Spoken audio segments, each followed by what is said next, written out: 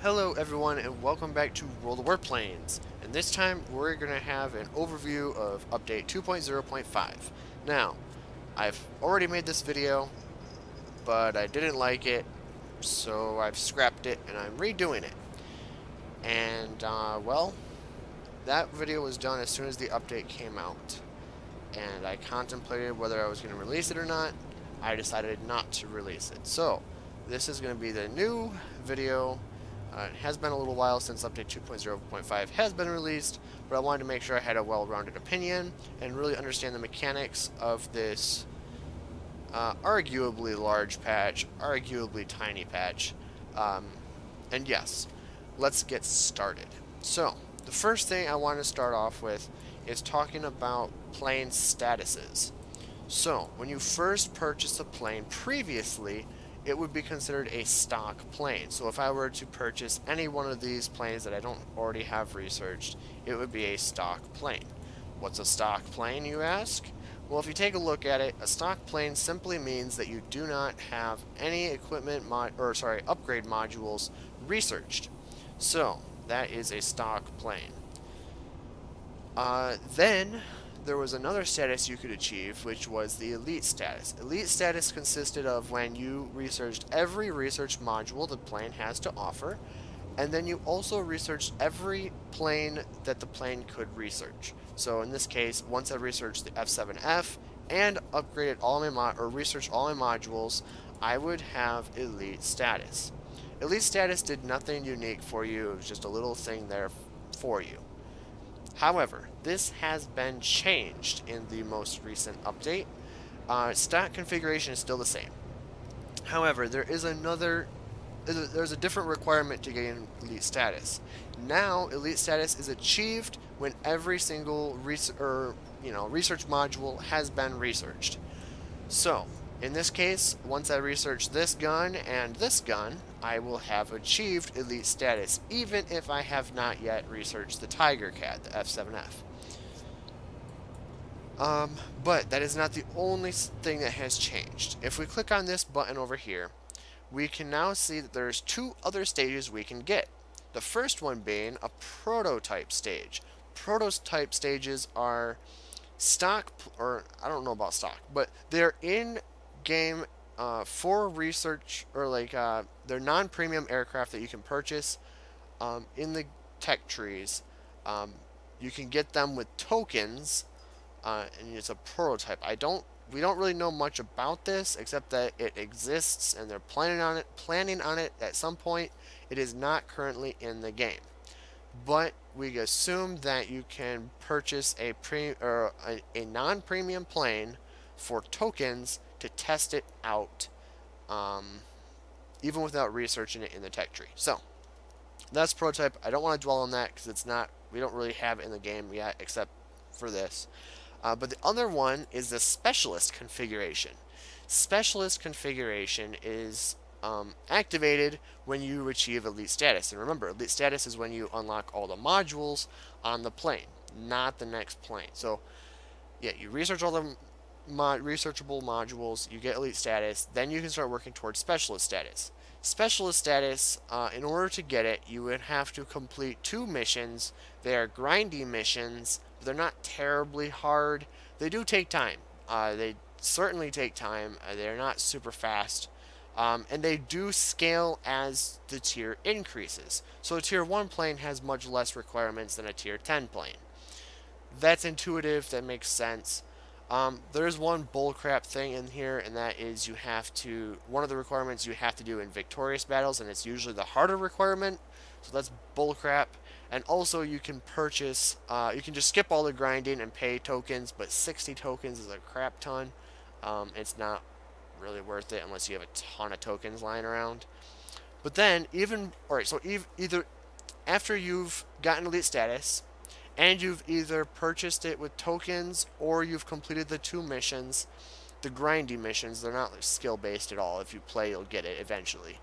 After either one of those requirements are met, then you can purchase specialist configuration with a set price. So tier 6, it's 600,000 credits. At tier 10, it's like 950,000 or something, or maybe 1.5 million.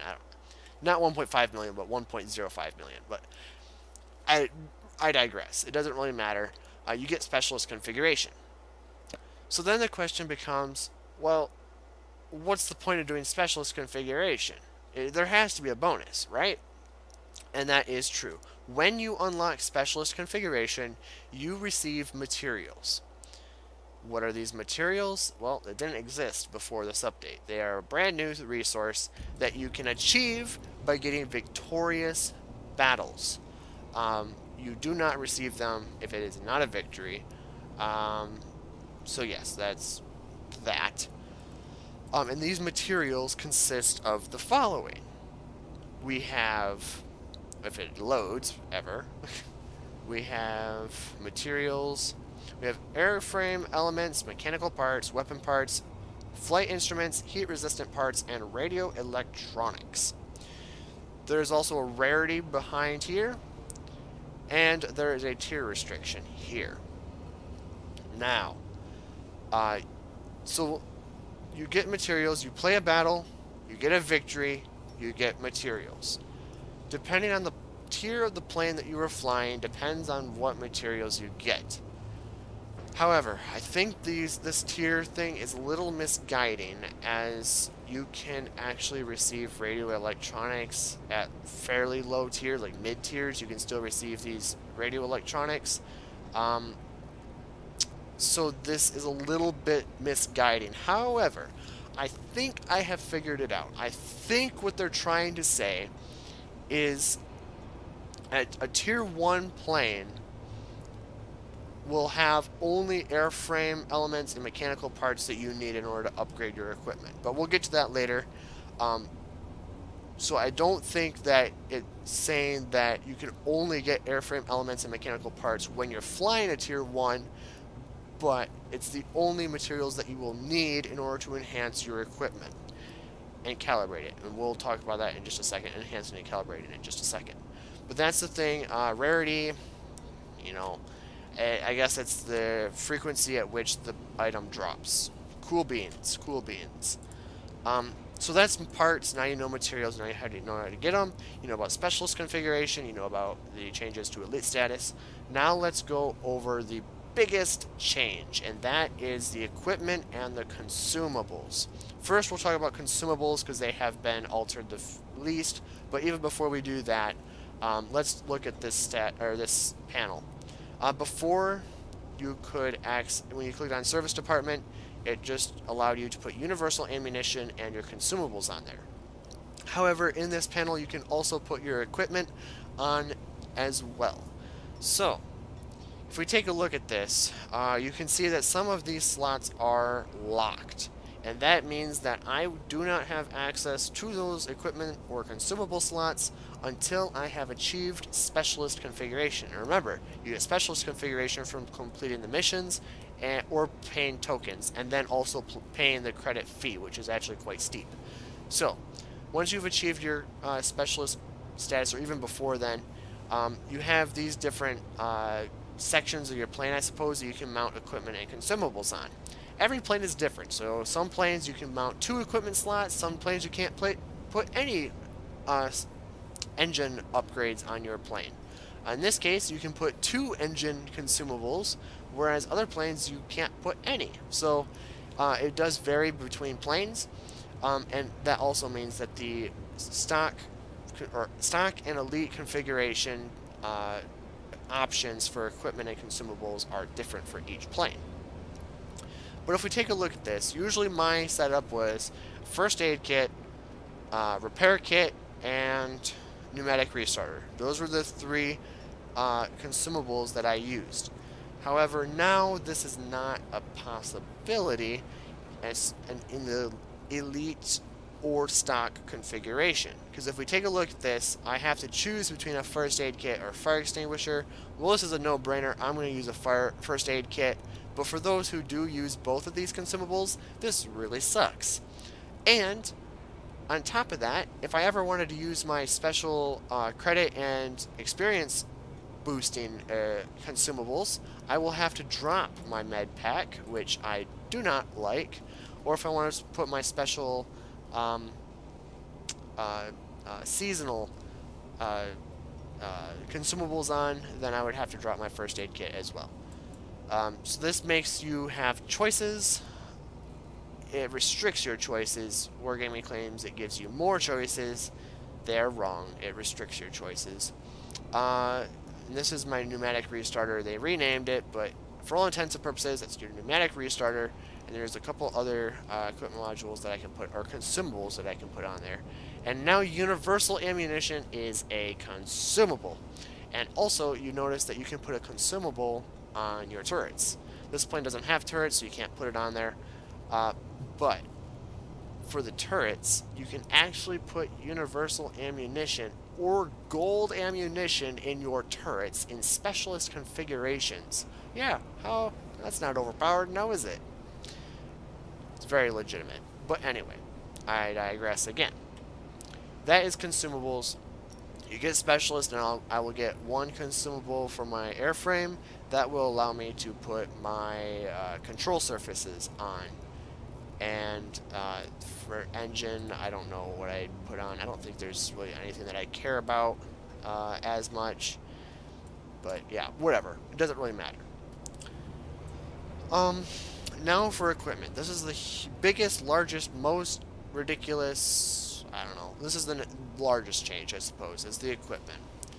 They claim, Wargaming claims that you have more options to do your equipment, and I firmly disagree with that, but here, let's take a look at this anyway.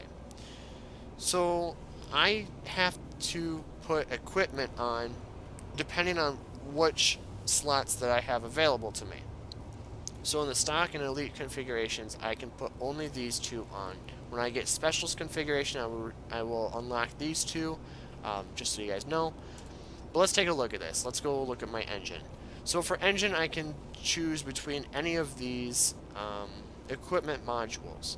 And you can notice that there is a bonus and a negative for each equipment module that there is. So for my P38J, I guess I would go with engine thrust. That seems like a good one. But this also means that I will get lit on fire more often. But anyway. So this shows that I have a couple in my depot that I could use, or I could purchase a new one. The reason I have these in my depot is because of the equipment that I had on my plane before. They compensated, quote-unquote, me with this stock piece of trash. So I can either choose one of these. So I'm going to do the one that I already have, and it puts it on my plane, okay? So now we get a stock equipment module, okay? And before, when you purchased equipment, you just purchased it, you're done. There is no negative, you just purchased it. Now, you can upgrade your equipment module to increase the positive, but also increase the intensity of the negative. So, let's take a look at that. And by doing that, that is considered enhancing. So you can either enter this menu by left clicking on the equipment module, clicking more options, and then clicking enhance. Or you can simply just right click it and click enhance. So that's what we're going to do right now. And as you can see, if I were to enhance this equipment module, it would improve the efficiency of the equipment from 100 with a range of 100 to 148 to 200 to 258. And as you can see, it costs credits to do this, it costs materials to do this. And remember, you get those materials from winning battles. So, you have that. Well, one other thing about the materials, it's based on the personal points that you receive from the battles. So the more personal points you have, the better chance you have of getting more materials and more rare materials. So, just had to make sure I mentioned that. So here we go. We the top. I don't have the materials for it, and I'm not going to do it right now because I don't want to enhance it. If you would like to see this process, I will leave a link to Slay's video on this. He does a very, very good detailed tutorial on going through this. But anyway, my stock equipment will get improved or get improved to the improved equipment module. You can do this a total of 3 times. So you upgrade it to improved, then advanced, then ultimate. Ultimate is the highest strength of equipment that you get. And as you can see, it goes from 2% acceleration to 3.5% acceleration, 1% cruise speed to 1.9% cruise speed, and the negative is I'm 5% less resistant to fire. Now I'm 11% less resistant to fire. So that's that, okay? That's enhancing. That just basically flat out increases the performance of the equipment module. But there is yet another option, and that is the calibration option. And calibration simply increases it a little bit more. So as you could see when we were doing the enhancing, there was a little bar, and calibrating simply increases that a little bit, and it changes these stats a little bit, but not as drastically as enhancing the equipment. This system is RNG based, okay? So if I were to hit calibrate, it would cost me 10,400 credits per and 2 mechanical parts to calibrate it once. The bar will zigzag back and forth, and if it's green, or if it went to the right, you click OK, you'll click apply. If it was red, you do not click apply. So if it went to the left, bad, right, good. Keep the when it goes to the right, get rid of it when it goes to the left. And your goal is to move this bar all the way over to the other side, to 148. 148 is the maximum. And at that point, you can see that I would have 4% acceleration and 2.2% cruise speed rather than my 2% and 1% right now. So that is a little bit better. So, but that doesn't change the tier equipment module that you have, and it's not as big of a change as it is when you enhance it. Also, there's a possibility to reduce the negative when you calibrate it, so it can definitely be useful. I don't want to spend too much time on that, but just understand this. Enhance the equipment to maximum.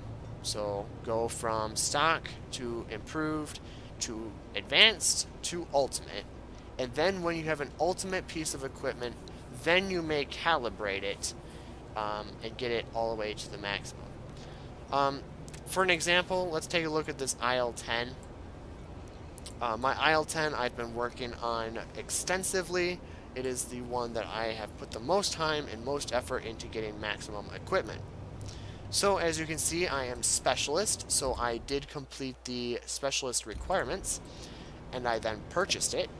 And now I have more access to consumables. So I have a first aid kit, pneumatic restarter, universal ammunition for my turret, and improved fragmentation, which is a new one that improves the damage caused by bombs and rockets. Very nice.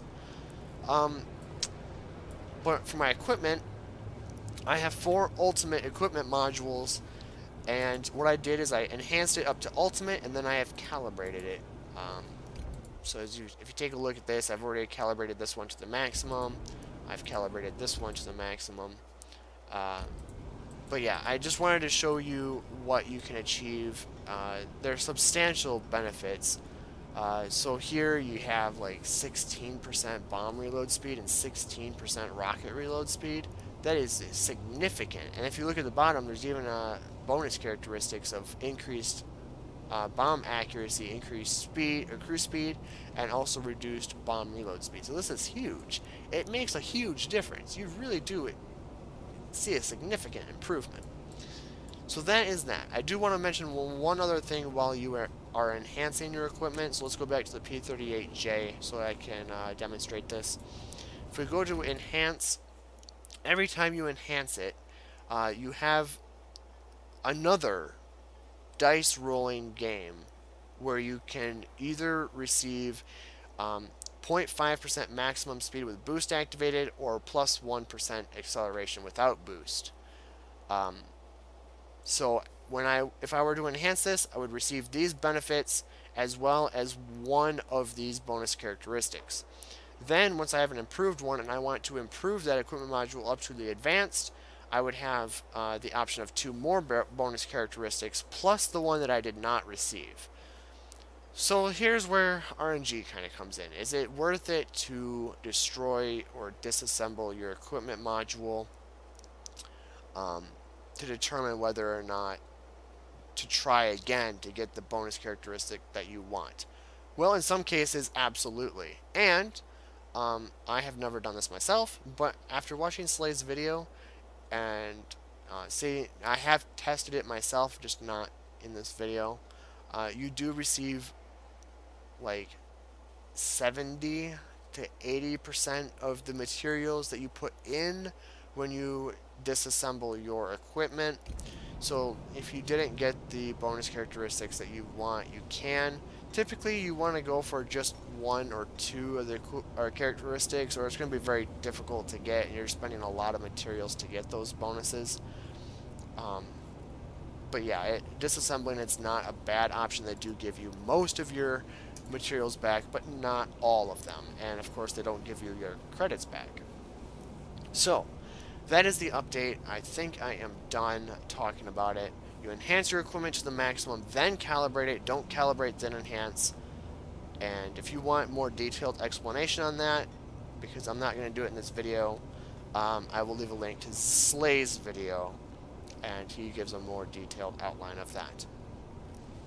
But that is the patch. Now I'm going to start ranting. So if you do not wish to listen to a rant, I highly suggest not watching this bit.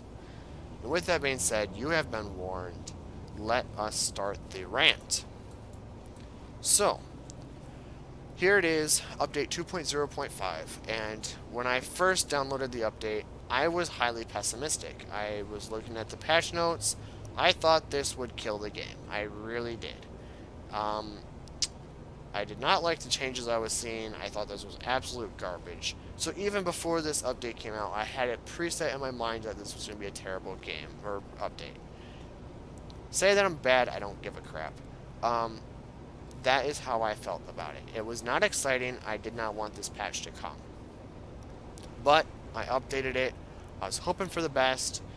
I read all the articles they had on all this equipment calibration bullcrap. Thought it was not good. Not good at all. But I downloaded it and started the game.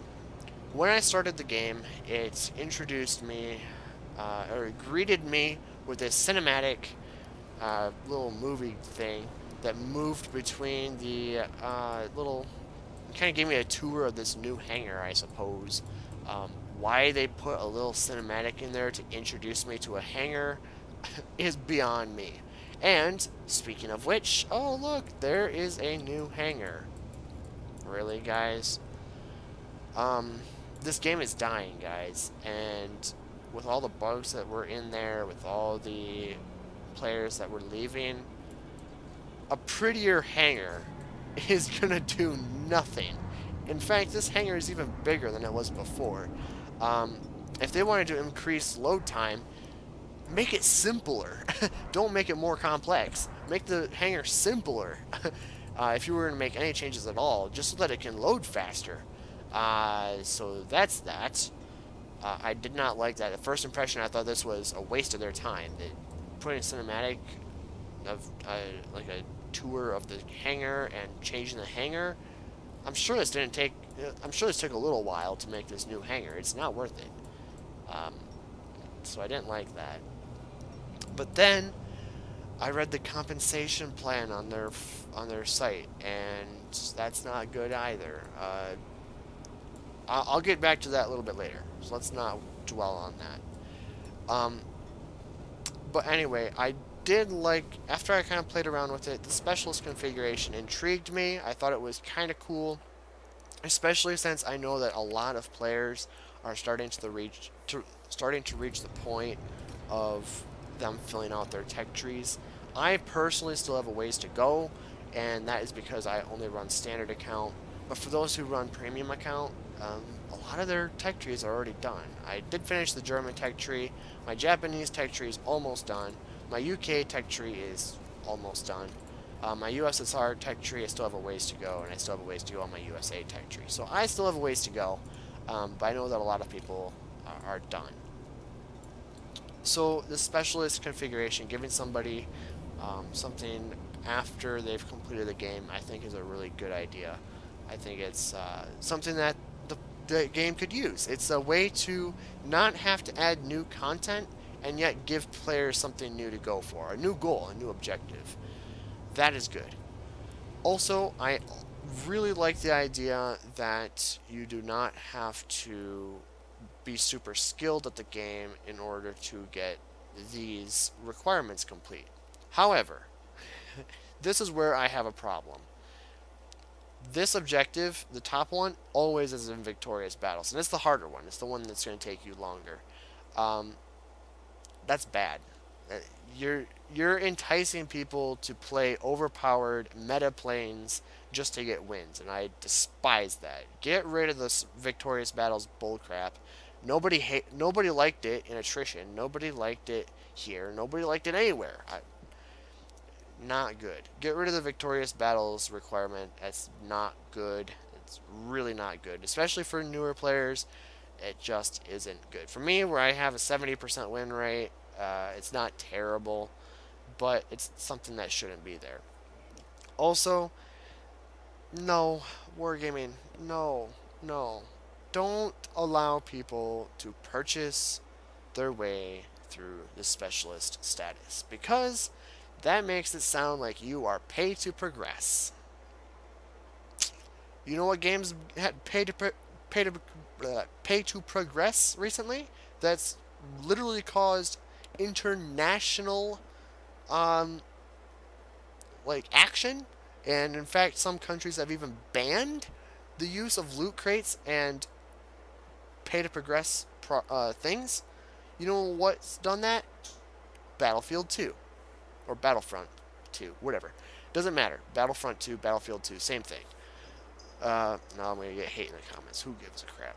But anyway, don't give the option to purchase your way through. That's bad. There's this whole thing going on right now. Players hate that. Maybe 5-10 years ago, or even like just a couple years ago, it's fine. But in this day and age, you're not getting away with it. People do not like it. So that alone is going to cause people to get mad. And I don't like it either. And, you know, you can say, oh, well, it's not pay to progress. Some people have a lot of tokens lying around. It gives them something to use them for. Fair, if Wargaming wasn't selling tokens. I don't know if they're selling tokens yet, but what they are selling is materials. And you know what materials are used for? Hey, that's right. Enhancing and calibrating your equipment. Oh, so that's pay to progress right there. And the worst part, enhancement is fine to an extent. You upgrade your equipment and you get it to ultimate. You get some bonus characteristics. Fine. So if people were to pay materials for this, it'd almost be fine. And that is just because you know exactly what you're getting. Almost. And the only reason I say almost is because you have this RNG thing right here. So if there's a specific characteristic that you want, the only way to get it is to destroy your equipment or pay tokens to demount it and throw it onto a different plane. So there goes more tokens, which are not very easy to get in the first place. So once you have that, yeah. If you were to get rid of these bonus characteristics, which I think make some of these equipment modules overpowered anyway, I'd be for that, because then when you buy those materials, you know exactly what you're getting. You know exactly how far you're going to be able to progress your plane when you purchase those materials. And you know, I mean, they have ways you can get gold in game. They have ways you can get credits in game. They have ways you can get experience in game, but you can purchase all those on their site as well. And nobody has a problem with that. And if they did it like this, I don't think they'd have any. I don't think we'd have any problem with that either. But here's the worst part. Enhancing your equipment's not the only thing you have to do with your equipment. Now you have to calibrate your equipment as well. And calibration is nothing but RNG. It either either you'll have like 14 that are bad rolls and you're losing tons of materials, or you'll have perfect rolls, or you'll have somewhere in between. And unless you're getting incredible luck, you're going to start hating it, right? So, what if you bought materials explicitly to try to calibrate your equipment and you couldn't even get it to max? Like, how frustrating is that? You just lost money to wargaming with nothing to show for it, right? That's loot crates right there, and we all know this big debacle going on with loot crates. Nobody likes them. So, that's terrible. Wargaming, shame on you. That is not good. So, that's the major issues. One other thing I despise is this consumable bullcrap where you can't mount the consumables that you want. If I were to change this, I would remove this whole type of cockpit airframe plane part specific consumables and just make a consumable slots.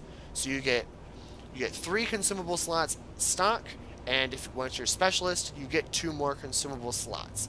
And in each consumable slot, you have the option to put any consumable that they have offered in the game, so you can customize it. That right there, that is where you're offering more customization options. This is not offering more customization options. Yes, there were go-to consumables that players went with on all their planes. So give them more options, give them reason to think about their choices rather than restricting their choices and adding more options and being like, oh, we added more options. No, you didn't. You took them away. So, do that. Consumables are fixed. I don't have any problem. They are cheaper, and you know how like before you had to pay credits for each gun that you had for universal ammunition? You don't have to do that anymore. You just pay a set price, and it's very reasonable priced. That is good. I like that change. Keep that good. But other than that, consumables, they need to be tweaked. But they're the lesser of the two evils, right? And then for equipment, I'm even okay with this to an extent. I would prefer it if they did the same thing that I just mentioned with the consumables, where you get to choose between the equipment so you can customize it even more. That right there gives you more customization options. But even if they weren't to do that, I think it'd be alright. Leave it the way it is for the most part. For the most part, it's pretty good. It's still annoying that you can't put the equipment on that you want. So that's where I would say, give us 2 equipment slots stock and allow us to, get specialist configuration and unlock 2 more equipment slots, and you can put any equipment on there that you want. I would be all for that. And then get rid of the calibration. Do not have calibration in there. That is nothing but cash grab. Don't do that. That makes you look bad wargaming. Get rid of calibration altogether. Alright? And for enhancing, I think enhancing is pretty good. It's reasonable. It doesn't take you too long to get ultimate. It does take you a couple days, and the grind is long. But the worst part is the calibration. The calibration takes even longer than it does to get your equipment to ultimate. But do that. Enhancing is fairly decent, I would say. But you did mention that you're going to give us an option to re-roll our bonus effect. It's not in the game yet. So on this current build of Rule of Warplanes, I'm going to give that as a criticism. Plus, we all know how long it takes for wargaming to actually do what they say, if they ever do it at all. So, we can't even rely on them to put it in there. So, apparently they're going to give us an option to re-roll that. Because some of these bonus characteristics are just not useful, right? I argue the equipment is fine the way it is. You don't need to have this random chance to bonus characteristics. It's already powerful. So just remove these additional bonus characteristics altogether. You're removing that RNG from the game. Get rid of it. You're also preventing some equipment from from becoming too powerful, too overpowered. So do that. And then also, I think it would be good, because nobody likes this negative. We didn't have these negatives on our equipment before. So Slay offered a great solution. As you upgrade your equipment, the negative decreases, not increases. It decreases, and when you get to ultimate, the negative is completely gone. That's a good change. I like that. Also, equipment or materials. Make them available for defeats and draws. Maybe you don't have to do it as much, but do that. And also make materials more easily obtained. Because right now, they're not easily obtainable. It takes too much of a grind. But it is a new currency they added. Not very happy with the new currency. But materials, just make them more prevalent in battles. And remove them from being only available during victories. That's very important. Because I had a game in my F4U1 Corsair that I did not record because I was not very happy with this game. I had 23,000 personal points, and it was a draw. You know what that means? I got reduced experience, reduced credits, and no materials. That's bullcrap. Get rid of that. And make them more easily available. But yeah, those are the changes. That's about it. I actually contemplated whether or not I wanted to play this game anymore, and the video that I had before said I was going to leave the game permanently. You're lucky Slate brought me back in, because I wasn't going to come back. I wasn't. This game, this system, it is not good. Not to mention, there are a ton of bugs with it now. When you're changing your pilot, it is a super long load time. They claim they're going to fix that in tomorrow's patch, but I don't have that patch yet. I'm not going to grade it on that. It came with this bug. This patch got delayed 2 times. 2 months. These bugs shouldn't even exist. And the hit registration is so bad. I have like 85% of my health left, and I'm blown up because the hit registration didn't count it yet. That's bad. That's really not good. So they needed to fix that. They had 2 months. And that's a game-breaking bug. So Wargaming, I'm not going to play this game as much as I used to.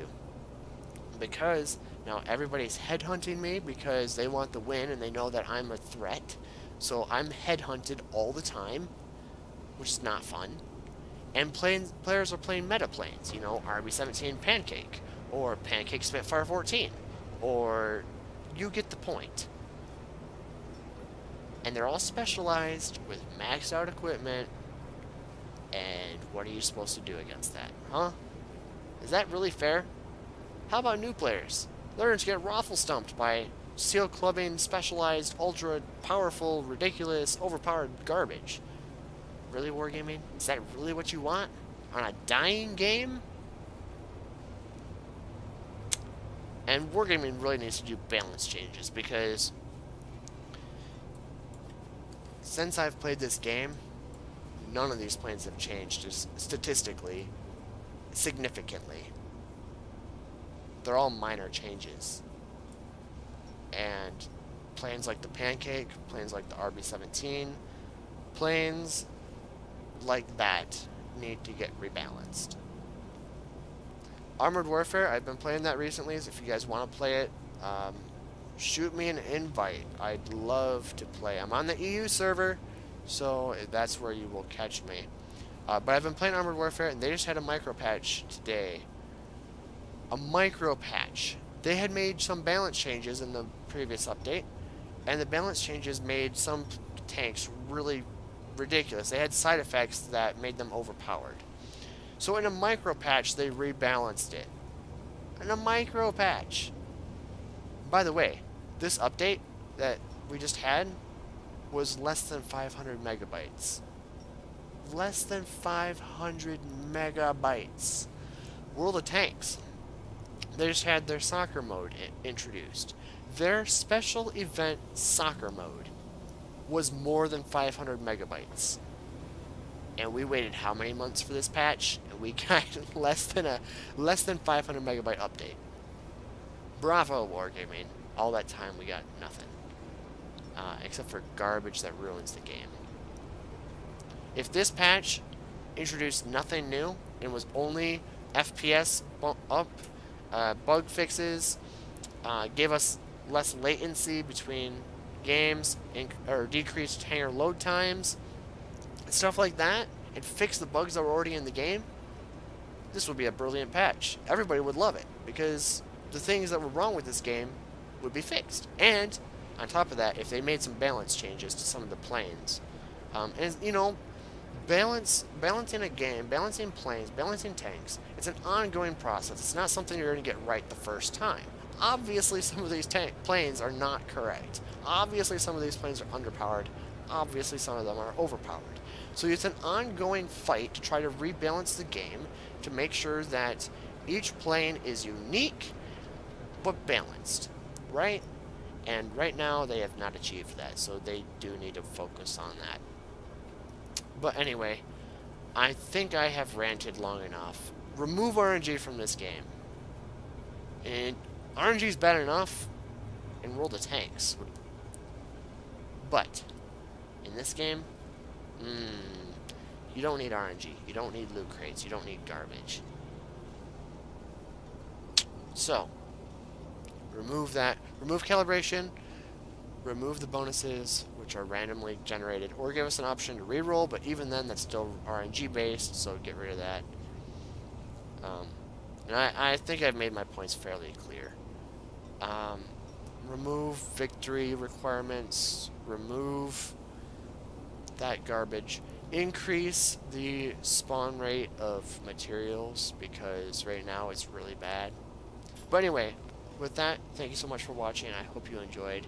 Leave your comments, leave your feedback about the game, and also let me know what you think about it. With that, thank you so much for watching. I'll catch you later.